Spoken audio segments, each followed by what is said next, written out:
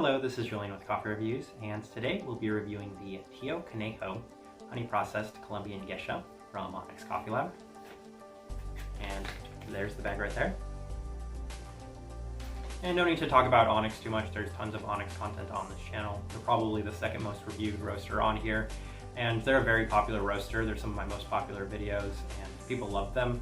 I think this is the first time they've ever released a honey processed Gesha. I think it might be the first time I've ever tried a honey processed Gesha.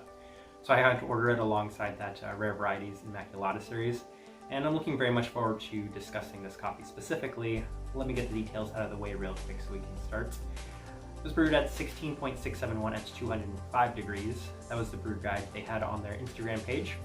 And it was brewed through the Chemex, of course, and we'll call this a light medium American for the roast profile.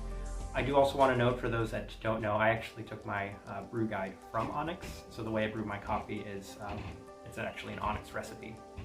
So with all of that out of the way, let's start discussing this coffee. This right here is day 15, I believe. The reason I say I believe is I've commented on previous videos before that Onyx doesn't put roast dates on their smaller bags, which is a little tricky, but I'm just going to operate under the assumption that it was roasted on the day I believe it was roasted. Alright, day 6, first day, and I thought it might be a little too early to start drinking this coffee. It was kind of a bit more dark and savory than I had expected, with some very vanilla forward flavors. It was a very vanilla forward coffee on that day 6. Just let it sit for quite a few days actually, went back on day 11. I had a subscriber and a friend tell me that the coffee is much better as it ages, so I just let it sit for quite a few days. Day 11, a bit more of a mixed berry cereal component with some very classic cereal taste. And day 13, I think I was starting to get a better impression of this coffee at this time. It wasn't quite what you might expect from a geisha. It was a bit more of a zesty mouthfeel with a kind of citric lingering finish.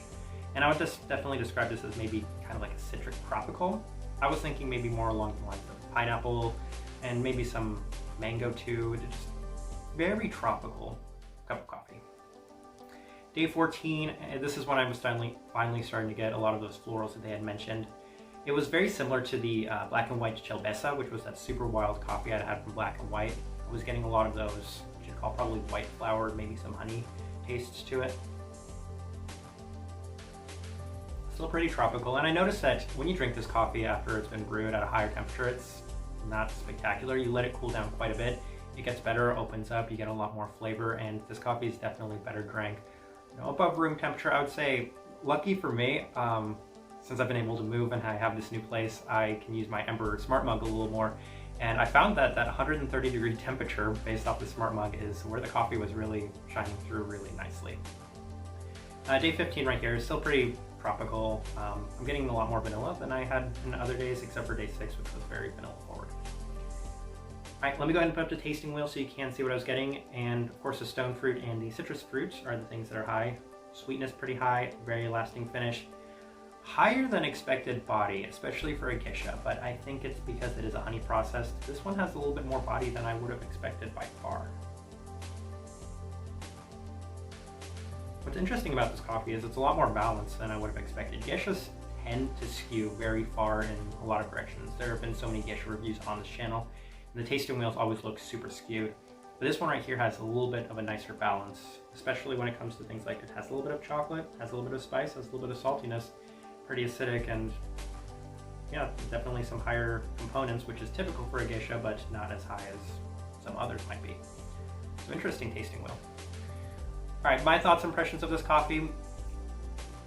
I'll be very honest about Onyx. When it comes to Onyx, there are times where I do purchase their higher end offerings and I go, they're good, but I don't know if they're necessarily that much better than their regular offerings.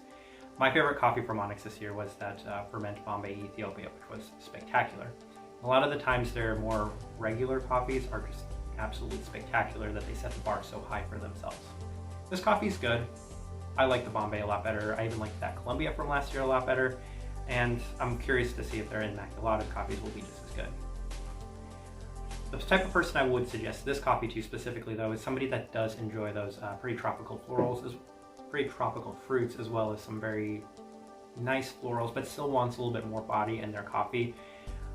This was described on their video as being complex. I don't know if I would necessarily call it complex. I would call it layered. There's so many flavors to them, and they're all pretty prominent and pretty easy to pick out. Berries, the vanilla, tropical fruits, the florals, they're all really easy to pick out. So just a little bit more layered, a lot of flavors, and that makes it kind of fun. And I enjoyed the coffee. Maybe not to the extent I've enjoyed other Onyx coffees, but I still enjoyed it. Anyway, I'm going to leave it at that. And if you, by chance, have tried this Tio Conejo, I would love to know your opinions of it. If you're enjoying the content, though, give this video a like and subscribe if you're not already subscribed. This right here has been a review of the Tio Conejo honey processed Colombian Gesha from Onyx Coffee Lab. Thank you for watching.